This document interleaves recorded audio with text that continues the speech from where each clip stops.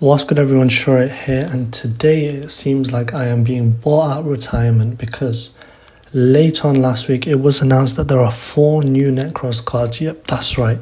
After 10 years of this deck not being competitively viable, after in 2017 and 2018 having to suffer only playing 1 Unicorn, 1 Brio, 0 Short, we finally have 4 new cards to reinvigorate the deck. So I thought I'd look over it on the weekend, I'd come up with some new combos, I'd think about the cards, see what they do for the deck, and then review them for you guys and showcase some combos. So let's get right into it, starting off with the first new ritual monster, Nekroz of Metaltron. Okay, so Metaltron is a level 9 Lightworm ritual pendulum effect monster, and just to starting off with a criticism, unfortunately, the typing on this card is very awkward. Normally, all of Emilia's rituals in the past have been typed as a spellcaster. So Gungnir is a spellcaster, Sophia is a spellcaster. Not that those two are played very often, but the fact that this is a worm makes it a lot less searchable in a way, because now you can of course search it with Brio, as Brio can search everything, and there's one of the new cards that can also search it. But the issue is that with the new cards like Great Sorcerer could have been relevant again, but because this isn't a spellcaster and Great Sorcerer can't search it, it sort of limits some of the capability in there. So I'm not too sure. I do understand that obviously it's to do with the Zephyr law and stuff, so the typing may be related to that, but I think it would have been a lot better if this card was kept as a spellcaster in line with all the other versions of Emilia's ritual monsters. But moving on from that criticism, the pendulum effect, I don't think this is massively relevant. It's a cool effect. I think it could have been better, but if your Nekroz cards become Banish faced up, you can basically Cosmic Cycle and target spell trap on the field and banish it. It's a cool effect. It's good to have some like in-arc type spell and trap removal, because spell and traps can cause an issue for Nekroz, but I don't think it's like the most amazing effect. Ideally what you want is for it to do something in the hand like most Nekroz monsters do. So you discard it, you search something, you dump something, you do something else like that, rather than having it as removal. But again, not the biggest deal. I think the best part of this card definitely is in the monster effect. So obviously it has the usual, you can summon it with any Nekroz ritual spell without using any level 9s, and then it has a once per turn effect, which is during the main phase, quick effect, target face up monster your opponent controls, banish this card, and if you do, banish that target. So it's basically a one-sided SP Little Knight, so you get your monster back, they don't get their monster back. I think that's a very strong effect, and I think it's a very good form of disruption, sort of different type of disruption. Obviously Omni negates are good, but it's always good to have varied disruption, so I think it is really good about how it dodges as well. It reminds me kind of like SP Little Knight, and even like DPE, where it does its thing, it gets off the field so it's hard to deal with, and then it comes back. I think that effect is absolutely amazing. The second effect, any monster destroyed by battle with your Nekroz monster is banished. I think it's useful as well. I mean, it helps to sort of limit your opponent's follow-up. It's not the most massively relevant effect, but generally the only thing with this card is I think it has a great effect. I just think it's a bit harder to summon because of the typing. It's harder to search, and also how much resources you have to put into getting to it. It does make it a bit difficult. I think it's a lot better when, let's say you draw this card by itself, it doesn't do anything, and I think that's what makes it difficult. Like what you want ideally is you already have Trishula, which by itself you could say it doesn't do anything, but even Trishula has that effect where it can sort of protect against like Imperm, it can protect against those targeting effects, which I think is useful. You discard it, put it in the graveyard, you can always bring it back, and then it does something, whereas this you kind of stick it on the field, and then it lets you target a spell or trap on the field, banish it. And it also makes a couple of things awkward, like, okay, in the case where this gets destroyed, the new spell can tribute it from the extra deck to summon a different monster, which is fine. But if this card is stuck in your pendulum zone, then you can't really summon it, if you get what I mean. You're not really going to be wanting to play more than one. I feel like potentially you can play 2 if you want to loop them, but again, it is one of those issues where you want your hands to be as much gas as possible, and you want to search these cards, you want to get these cards out, you don't necessarily want to see these cards in your opening hand. So I think that's my main criticism of it. I think it should do more by itself, but I understand that, to be honest, they're trying to balance these cards and they're not trying to push them too hard. I think the theme through all these cards is that they're not trying to push them, they're not trying to make this meta. I think they're just trying to make this a good deck, a competent deck, but not something that you're going to see like topping numerous YCSs. And I think the level that we're at right now, from all the cards that I reviewed. I think we're not there yet. Potentially we could get some more support, but as of right now, it's very easy to tell when you read all these cards that they are fairly balanced. I think that is, and it's a good thing for cards to be balanced, but in the case of, the 2024 meta, the problem is that you need cards to be absolutely insane, absolutely crazy to even think about topping. You need one card combos that ends on so many negates, and Metaltron, drawing Metaltron isn't going to do that in this case. And Metaltron herself, a good card, but I wish she did a little bit more, but again, it's not an awful card. I would definitely play at least one in the new deck, I think. Okay, so moving on to the second card, we have Avance, Swordsman of Nekroz, and I think, to be honest, this one is the best of the bunch. So the first effect is when it's normal summon, you can special summon a Nekroz monster from your deck, except himself. Spoiler, the next card that we're going to go over, basically when it's summoned, special summon, normal summoned, you can search a Nekroz monster or a Nekroz ritual monster or a Nekroz ritual spell. So Avance is basically a +1, and then the next one searches as well, so that's a great effect.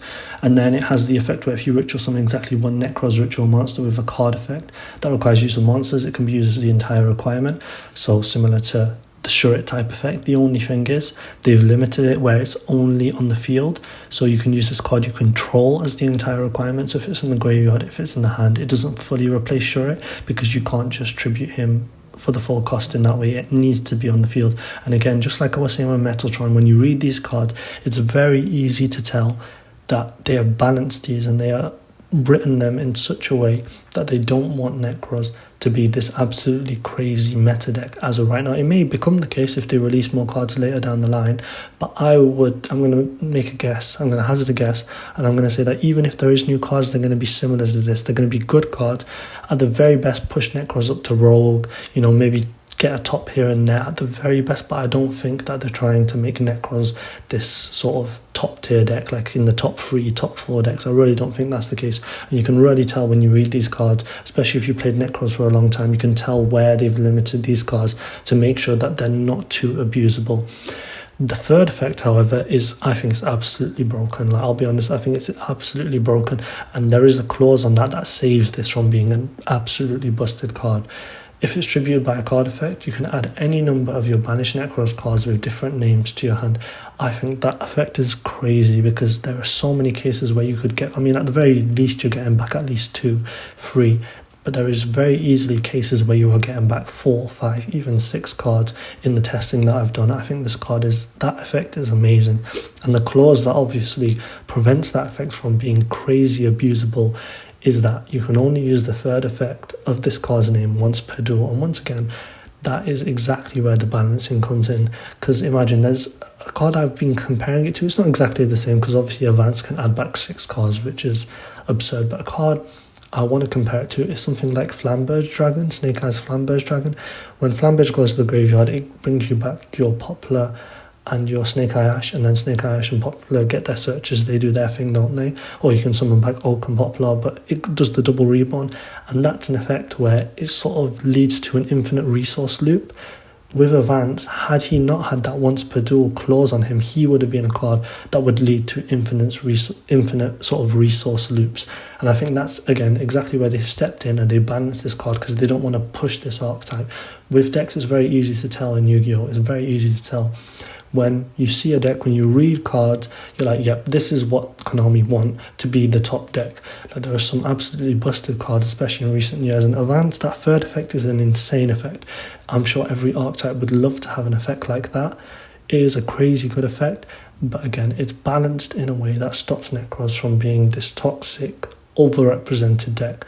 And to be honest, as much as I love Nekroz, I would prefer if Nekroz was to stay as at the very best a rogue contender. I don't want to see Nekroz taking half the spots out of YCS. I think for me, as a person who enjoys playing the deck, I find it more enjoyable for it to be something that you have a sort of smaller community around. It's not this widespread thing where it's the meta that everybody hates.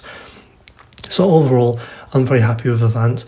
I can't really criticize it. Yes, it would be fun, it would be great if this card's third effect wasn't once per duel and you could do this infinite resource loop like Snake Eyes does with Flamberge Dragon and Poplar and Orc and Ash. It would be great, but I think this effect is absolutely amazing. It's brilliant, and another thing is, I think, I mean, it's a hot take, maybe it's a hot take, I've seen other people who have looked at the Nekroz cards say the same thing.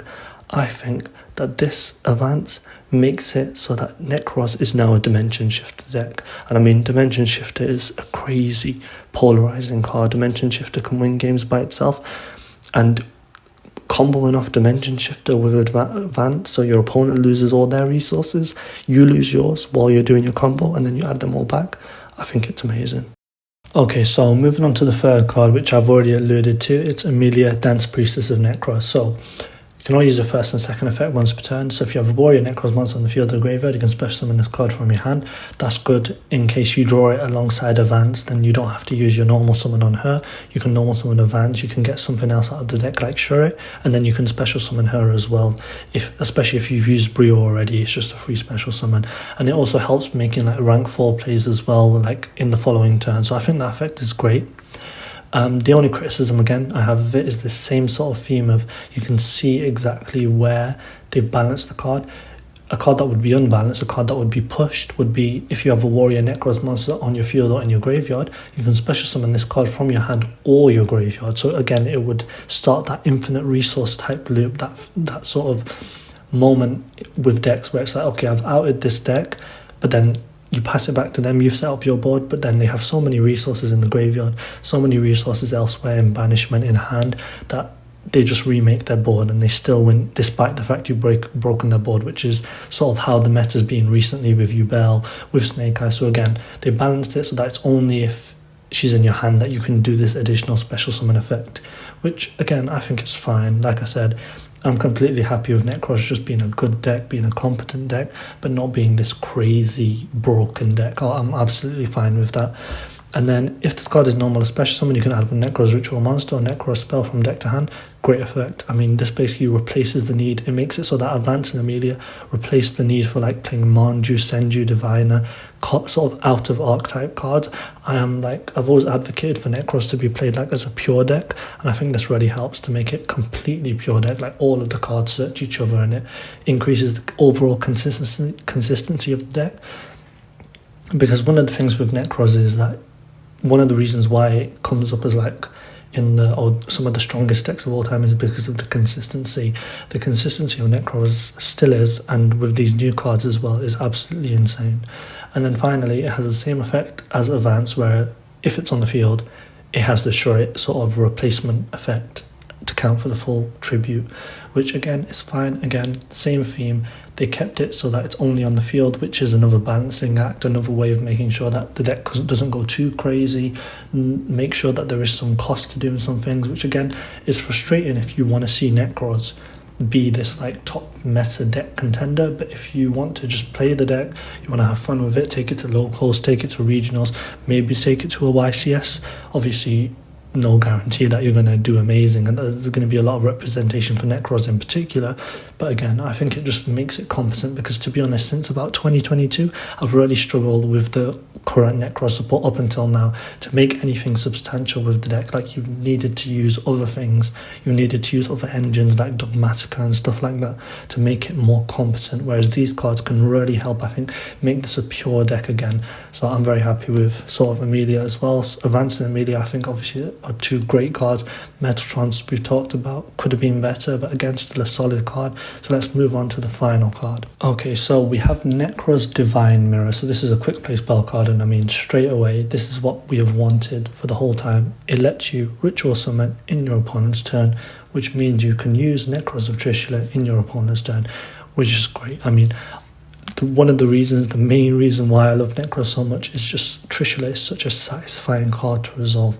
Banishing a card from field, hand and graveyard, like, it feels great to loop that over and over again. Back in the day when obviously duels were a lot longer, and sort of sometimes you could even have 5, 6, 7 turns, sometimes even each, most of the time. I mean, maybe not each, but back in the day, 10 years ago, it did used to go on for quite long, so you could use Trishula multiple times in a game, whereas now, with this Divinemirror, it means that you can potentially use Trishula in your turn if you go on second, and then use it in your opponent's turn again. I think it's great.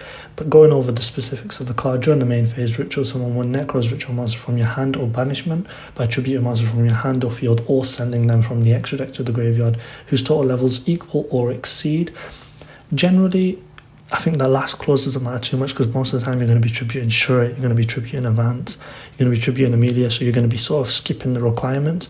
Sending from the extra deck is cool because it means if your Metaltron gets destroyed, it goes to the extra deck, then you contribute it. I think it's a bit situational. Whether it comes up a lot, who knows? It could come up, but I don't see that massively relevant. If there's like a new Nekroz monster reveal that actually belongs in the extra deck, it would be very relevant.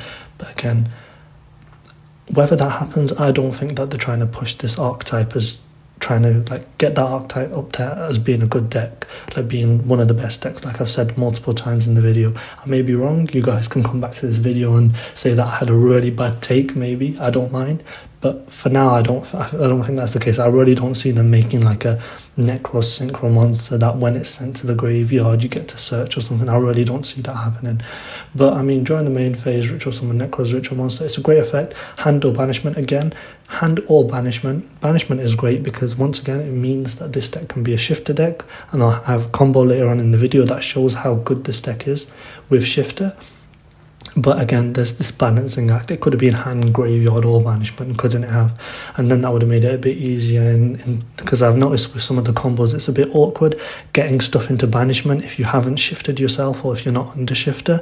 It is a bit awkward at times, but I think it's fine. Hand or banishment. Hand is obviously solid. You're always going to have the resources in hand too.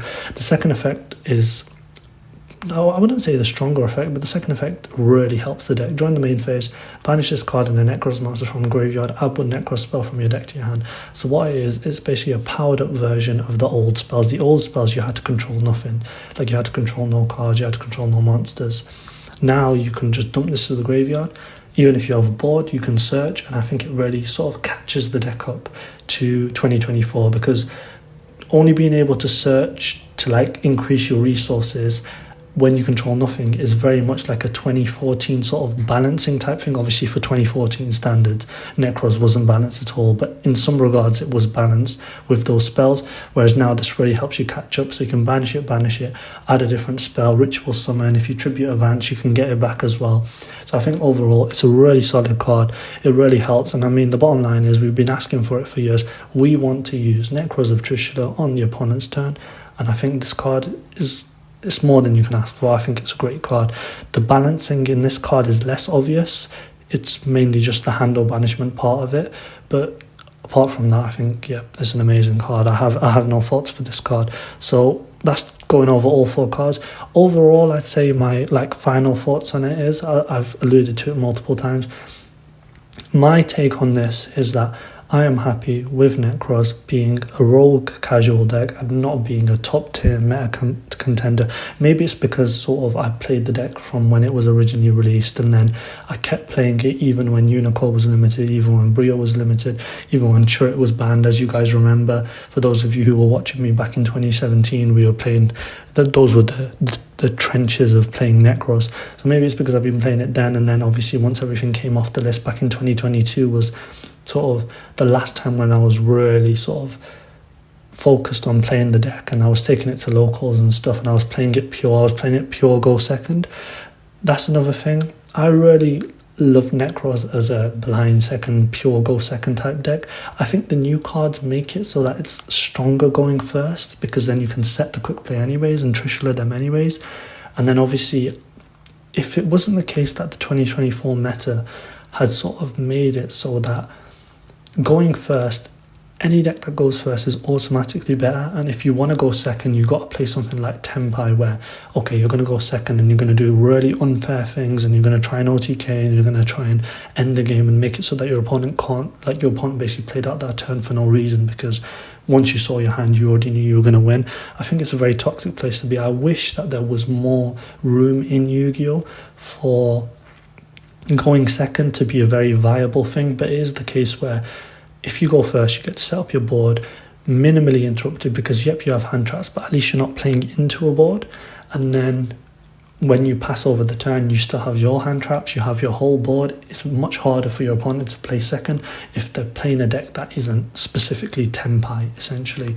So I think Nekroz has always been a strong deck going second, so these cards do help it go second as well. It helps it sort of break boards. The quick play is really helpful. Just any sort of consistency support is helpful. Anything that makes it so that you need less cards to get your engine going, which I think Avance really does do. Like, it helps you plus, and it helps make it so that you can include more non-engine in the deck and then still have your engine to do what you want to do.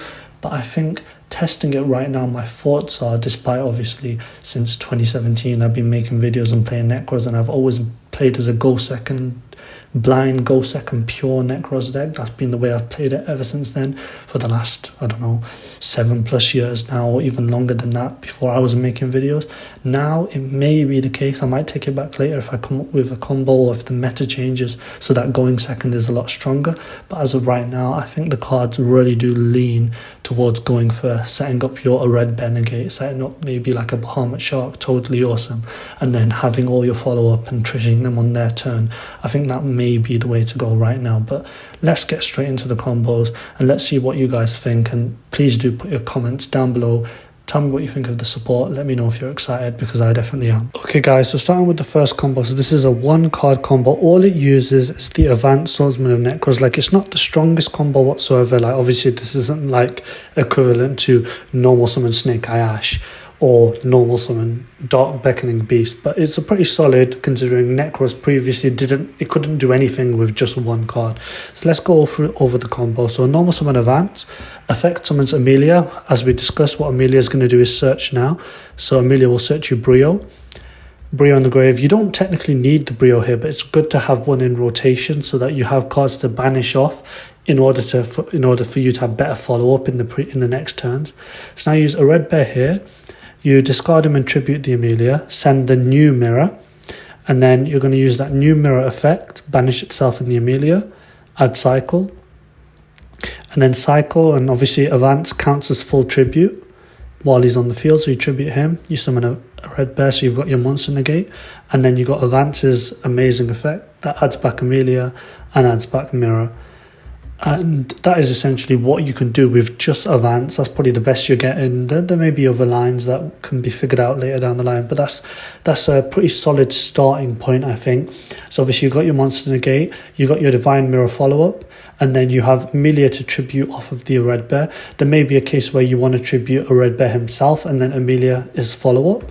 And then obviously in the graveyard you have cycle, which can banish itself, and Brio or banish itself in Avance, and that gives you more follow-up as well. So overall, from 1 card you've gone +2, you've set up a negate, and you've got sort of 2 forms of follow-up with the divine mirror, with the cycle, and then potentially the Emilia if you tribute a red bear off himself. Obviously in an ideal world you have 5 other cards in your hand to play with, but just as an idea for what you can do with just 1 card, I thought I'd showcase what just Avance can do. And I mean for Nekroz standards where they've been, I think it's a really solid combo, and it only gets better from here. I've got a few more to show you guys, so let's move on to the next one. Okay guys, so we have combo number 2 here. So what combo number 2 is, we have just Brio and Avance. So this is probably more of your go-to combo. So this is obviously Brio and Avance. There's multiple ways you can do this. Technically, if you had Emilia and Brio, the same thing would work, but I'd showcase this as just Brio and Avance.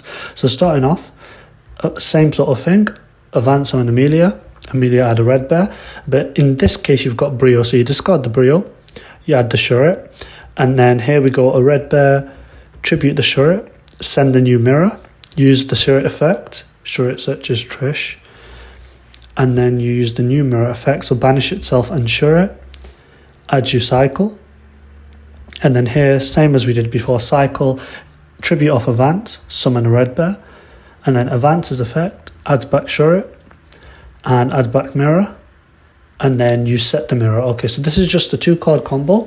So you end on a monster negate, and then you can obviously tribute the Emilia for the monster negate to keep a red bear face up.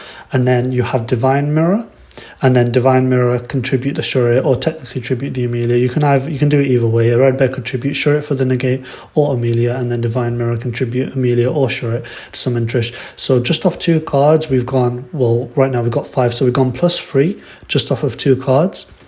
and then we've set up a negate, and we've set up a Trish in your opponent's turn. And then the follow-up is, obviously, sure, it can search anything, so it can search Brio, which is anything in the deck. So you've got one form of follow-up there. You've got two forms of follow-up with the Divine Mirror. And then in the graveyard, you've got three forms of follow-up. So you've got Cycle again, which can banish to add a spell if your opponent manages just to clear your board, which is obviously in modern Yu-Gi-Oh! Generally, they do quite well at clearing boards here. So, I mean, 2-card combo, 2 forms of disruption, 3 forms of follow-up, plus 3. I think that's great. I think this is probably your go-to.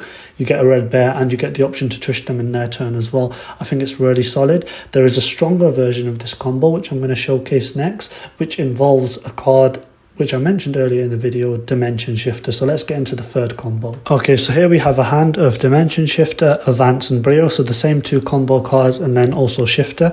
So naturally what you do is you drop your Dimension Shifter straight away in draw phase, and then here we do the full combo, but in this case it's with Dimension Shifter. So you'll see exactly why Dimension Shifter works so well in this deck. So we go Avance, summon Emilia effect, search a red bear. And in this case, we obviously use Brio effect, but it gets banished, gets Shurit. And then a red bear, banish itself, tribute Shurit, send Metaltron here. So technically here, you can send Trish as well if you want to Trish them. The reason why I've sent Metaltron is because this combo allows you to pick. Maybe you want Trish, maybe you want Metaltron. It depends what deck you're playing, it depends what circumstance you're in. Obviously, Trish is the stronger disruption because it's field, hand and graveyard, but sometimes, I mean, technically with Dimension Shift as well, if your opponent hasn't responded with a hand trap, and let's say you activate Shifter and they chain like Molchami Furos, if they don't do something like that, then they're not going to have any cards in the graveyard, which means that Trish isn't going to be very good in that circumstance. So it's better to banish the Metaltron here because that's the second disruption that you're going to set up. So if we carry on with the combo, so here you use Short effect, and this time you're getting Colossalus. Use Colossus's effect, discard him, add the Divine Mirror, and then Divine Mirror lets you summon from banishment. So you're going to tribute Avance, summon a red bear, and then here's where the crazy thing happens. Avance can add back when it's banished. If this card is banished, down there, if this card is tributed by a card effect, you can add any number of your banished Nekroz cards with different names to your hand, and that includes himself. So he's going to add 1, 2, 3, 4, 5 and 6, and I mean, then you set your mirror and then end phase. So we got a red bear monster negate, and we got Metaltron as a monster banish that obviously dodges and protects itself, summoned in your opponent's turn as well. So if they try to like Harpies or Cosmic Cyclone your back row, then you can chain it and they sort of lose card advantage there as well. But the main thing is you've used Shifter and you used 2 cards, 3 cards, and how many have you ended on? 1, 2, 3, 4, 5, 6, 7, 8. You've ended on 8 cards. And obviously Shifter itself is a form of disruption. So you've got your monster negate, your monster banish, and all cards getting sent to the graveyard is getting banished instead, something that you don't really care about because you've already added all your cards back that you comboed with. So I mean, like I said, that's what, plus 5, isn't it? So 3 plus 5, and then you've got Brio for follow-up, you got Colossalus for follow-up, you got Shurit for follow-up, because even in your opponent's turn, if you use a red bear tribute Shurit, or you summon Metaltron by tributing Shurit, either one, it doesn't matter, then Shurit's going to search you as well, so you could get Trish there, and then if you add Trish, then Trish offers protection against things like Imperm on your Metaltron, or other targeting effects like SP, stuff like that. So, I mean, for me, this is like the strongest. Like, if you draw Shifter in this deck, I feel like you're in a really good spot, because even if you go in second, sometimes Dimension Shifter just does enough by itself. And if you go in first, I mean, adding back 6 cards after comboing off and summoning your monster negate, I think it's absolutely insane. And I think everybody's going to have a lot of fun if you pick up this deck. And I think, as of right now, unless somebody comes up with something else that means you really need the graveyard, I think Shifter is the way to go with this deck. So that's probably the best combo I have to showcase. The last combo is more of like an extensive 3-card combo in case you have like lots of different combo pieces in your hands, because obviously you start the duel with 5 cards, or if you go on second you start with 6. So let's showcase the final combo now. So guys, for this combo, same Brio, Avance. Again, this isn't linear, you don't specifically need Avance and Brio. Obviously Prep can get to Brio, and if you draw Emilia with Prep / Brio, then you could do it in another way around where you normal summon the Avance, you get Shura instead, and then you special the Emilia, that sort of thing. It works like that, but for the case of the combo, I'm just showing you Avance, Brio, and then in this case we have Unicorn as well. So let's show you what this ends on now. So same thing, Avance, exactly the same, Emilia. This case though, you're adding Kaleidoscope here because we want to get the Unicorn out first. So Kaleidoscope, send Herald, exactly like we were doing back in 2014, 2015. Herald effect, it's going to search you a red bear, so we have the same sort of setup here, but this time we have Unicorn on the board. And as you can see, we've done 3 summons. Now we're going to do the 4th summon, Bahamut Shark. Bahamut Shark summon Toad. So within 5 summons, we've set up an Omni Negate. So I mean, Nekroz doesn't really worry about Nib anyways, but if you did worry about Nib, then obviously you have the Omni Negate to stop that from happening as well. So now you do the same thing as we did before. So we have Brio, discard, Shura, and then a red bear and Shura together. We'll dump the new mirror. Shura will add the Trishula. And then we banish the new mirror and the Shura to add cycle. And then cycle, tribute Avance, summon a red bear. And then Avance, add back Shura and add back the mirror, and then set the mirror. So end phase here, we obviously have Bahamut Shark, which doesn't do anything by itself. We have a red bear for the monster negate, and then we have Toad as well. So Toad, what you can do is Toad, you have 1 Omni negate, you have a red bear as a monster negate, and then you have the Divine Mirror for the banish. So you have 3 forms of disruption. Overall, we use 3 cards to get to 6, so we've gone plus 3, we doubled our card advantage there. And then our follow-up again is if you tribute Shura for either Trishula or for a red bear, you get the search off. And then you also have 2 spells in the graveyard, so that's 2 new spells next turn. You have your 3rd spell, so that can potentially be 3 new spells next turn. And then Toad, when it's tributed, can also add back any of these. So if you tribute Toad, you can get Avance back, and then you can do Avance Emilia again in the next turn. So I think this is a really strong combo. I mean, the only bad thing about it is that you can't necessarily keep Unicorn on board. The only thing is, I think Unicorn is very easy to out nowadays.